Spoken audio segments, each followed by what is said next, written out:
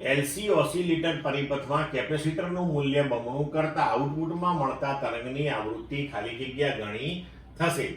LC oscillator આપણે સિલેબસમાં નથી, પણ એલસી ઓસિલેટરમાં આપણને જે આવૃત્તિ મળે એ જ્યારે અનુનાદ થાય ત્યારે મળે. તો અનુનાદ આવૃત્તિનું સૂત્ર આપણે ભણવામાં આવે છે, એટલે આપણે અહીંયા આગળ આને લીધો છે પ્રશ્ન.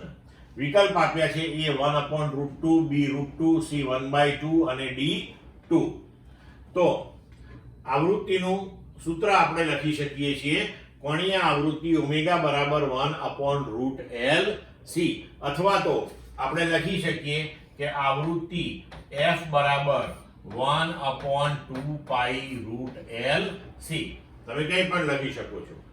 હવે F ચલે છે 1/√LC થઈ ગયું. તો હવે જો આપણે કેપેસિટરનું મૂલ્ય અહીંયા બમણું કરી દઈએ તો F ચલે છે 1/√C પ્રમાણે તમે લખી શકો કે F1/F2 બરાબર √C2/C1. C2 તમારું 2C1 છે, એટલે F1/F2 તમારું √2 થશે. તો F2 બરાબર F1/√2.